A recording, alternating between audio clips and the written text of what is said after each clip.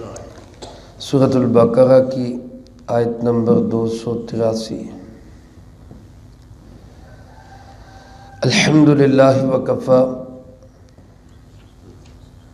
وسلام علی عبادہ الذین اصطفی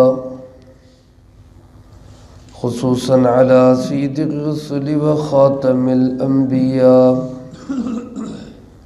وعلى آلہ واصحابہ الاتقیاء اما بعد فاعوذ باللہ من الشیطان الرجیم بسم اللہ الرحمن الرحیم ولا تکتموا الشہادہ ومن یکتمها فإنه آثم قلبه واللہ بما تعملون علیم۔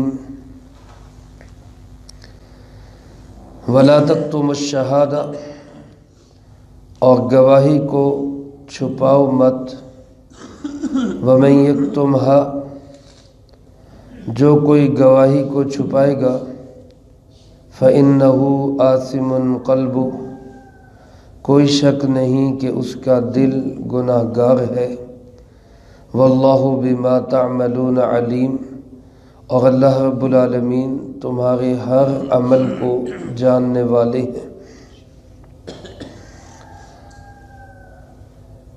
اس سورۃ البقرہ کی آیت نمبر 283 کا دوسرا حصہ ہے۔ اس کے پہلے حصے کی وضاحت گزشتہ درس میں ہو چکی۔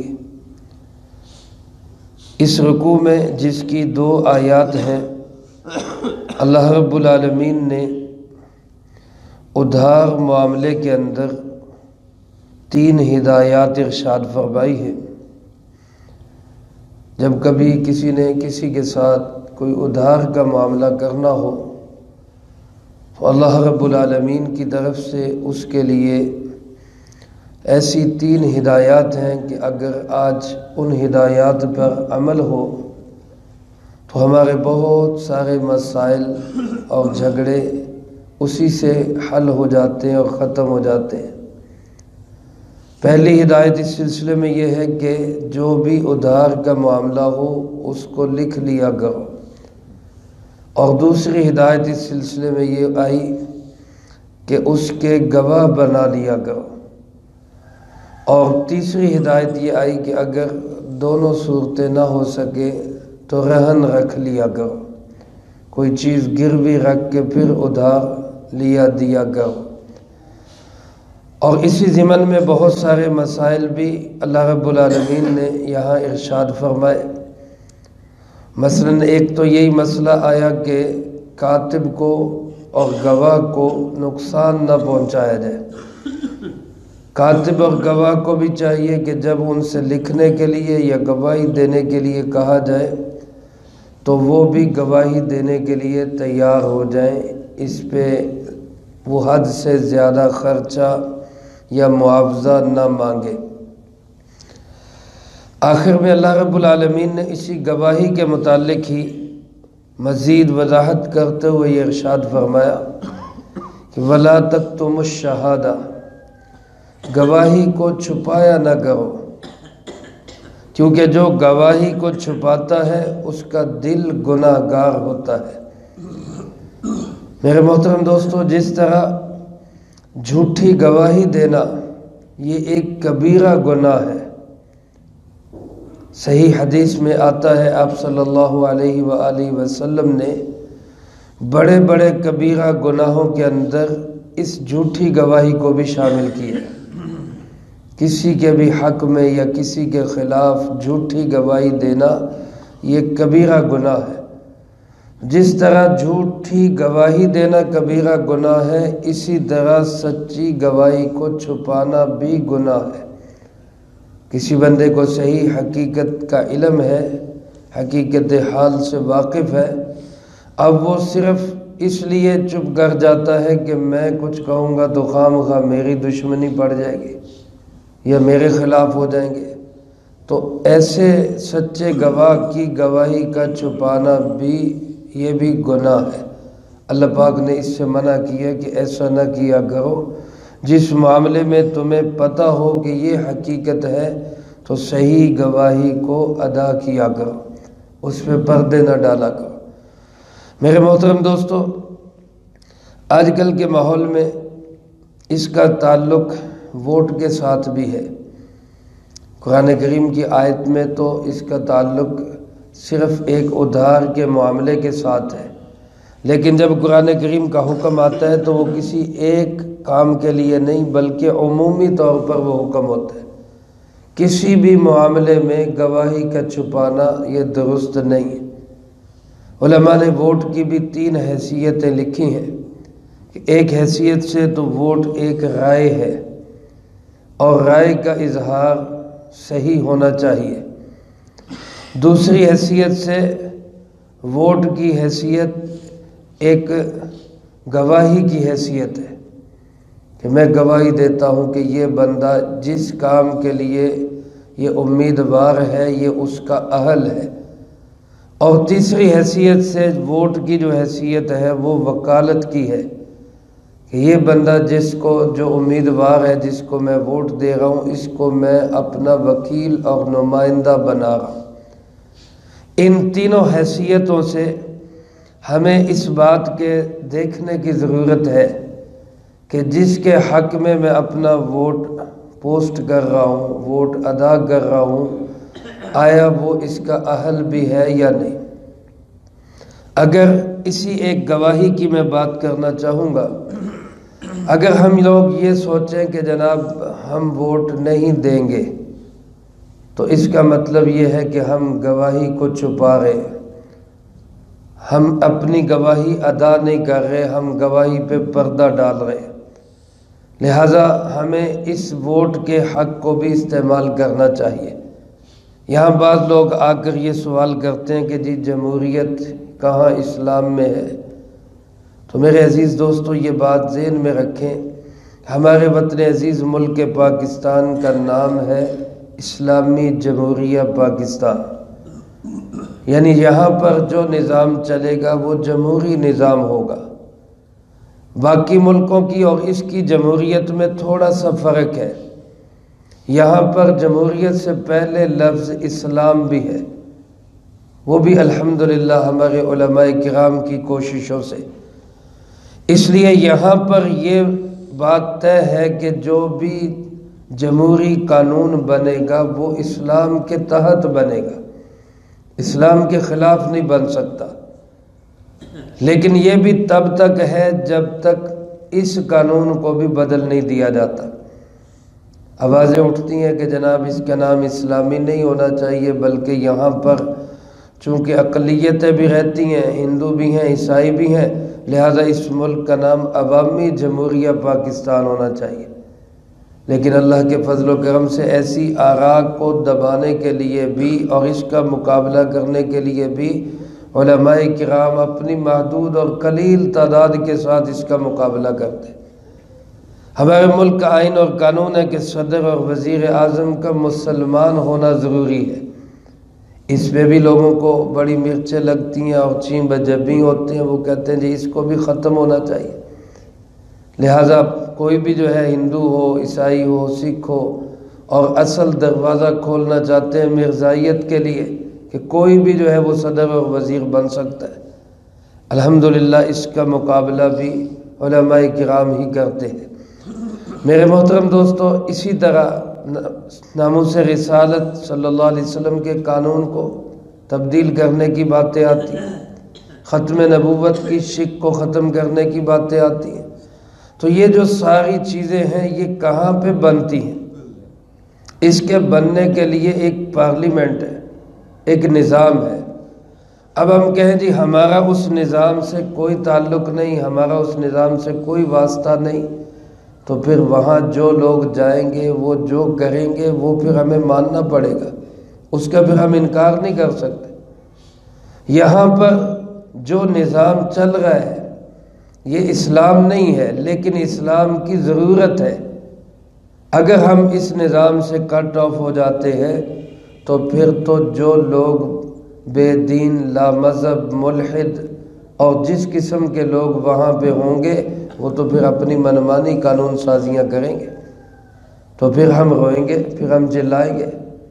اور اگر ہم اپنے اس ووٹ کے حق کو صحیح استعمال کریں اور صرف ان بندوں کو آگے لائیں جو نظریاتی طور پر ہمارے وطن عزیز پاکستان کے لیے مفید ہے، تو پھر ہمیں یہ رونے نہ رونے پڑے۔ میرے محترم دوستو، آج ہم بعض اوقات علماء سے سوال کرتے ہیں کہ جناب بھی انہوں نے کیا کیا ہے، تو ہم ذرا یہ سوچیں کہ ہم نے آج تک علماء کو دیا کیا ہے۔ جن علاقوں سے علماء منتخب ہو کر آتے ہیں اور وہ پورے آئین پاکستان کا تحفظ کرتے ہیں اپنے محدود تعداد کے باوجود، ان علاقوں کے لوگ تو ان سے سوال نہیں کرتے کہ آپ نے کیا کیا ہے۔ ہم نے جنہوں نے دیا بھی کچھ نہیں ہوتا، ہمارے سوال بھی سب سے زیادہ ہوتے ہیں کہ تم نے کیا کیا ہے۔ تو میری عرض کرنے کا مقصد یہ ہے کہ چلو وہ اگر کرتے ہیں نہیں کرتے، ہم اپنے اندر تو ایسے افراد پیدا کریں کہ جو نظریے والے ہوں، دین والے ہوں، سوچ والے ہوں، صحیح عقائد والے ہوں، صحیح نظریے والے ہوں۔ ہماری بھی جب باری آتی ہے تو ہم نالیوں پہ ووٹ دے دیتے ہیں، ہم سڑکوں اور گلیوں پہ ووٹ دے دیتے ہیں، ہم آلو پیاز پہ ووٹ دے دیتے ہیں، ہم روپوں پہ ووٹ دے دیتے ہیں۔ یہ گواہی ہے، اس گواہی کو خالص اللہ کی رضا کے لیے، یعنی یہ ووٹ کا دینا کوئی خاص دنیا کا کام نہیں ہے، بلکہ اس کی شرعی حیثیت ہے۔ اس لیے اس سے لا تعلق ہونا، جی ہمارا اس سے کوئی تعلق نہیں، یہ بھی غلط ہے، اور اس کا غلط استعمال یہ بھی غلط ہے۔ لہذا اس کو استعمال بھی کرنا چاہیے اور اچھے مسلمان، دیندار، امانتدار لوگوں کے لیے اس کو استعمال کرنا چاہیے۔ اگلا سوال یہاں پہ یہ آ جاتا ہے کہ جی ایسا بندہ کوئی ملتا ہی نہیں، ہمیں ایسا کوئی بندہ ہی نہیں ملتا جو امانتدار ہو، دیندار ہو، نظریے والا ہو۔ تو وہاں بھی ہم شرعی اعتبار سے وہ ہماری ذمہ داری ختم نہیں ہوتی، بلکہ ہماری ذمہ داری اور بڑھ جاتی ہے۔ پہلی ذمہ داری تو یہ بڑھ جاتی کہ ہم ایسا بندہ لائیں جو دیندار ہو، دیانتدار ہو، امانتدار ہو، اس کو ہم لائیں اس میں۔ اور دوسری ذمہ داری یہ بڑھ جاتی ہے کہ اگر سبھی ایک جیسے ہیں تو پھر اس میں دیکھ لیں کہ چھوٹا چور کون ہے، چھوٹا بے ایمان کون ہے، پھر بھی ہم کم از کم برائی کو کم سے کم نچلے درجے پہ لے کے آئیں، تو پھر ہی ہمارے مسائل کا کوئی حل نکل سکتا ہے۔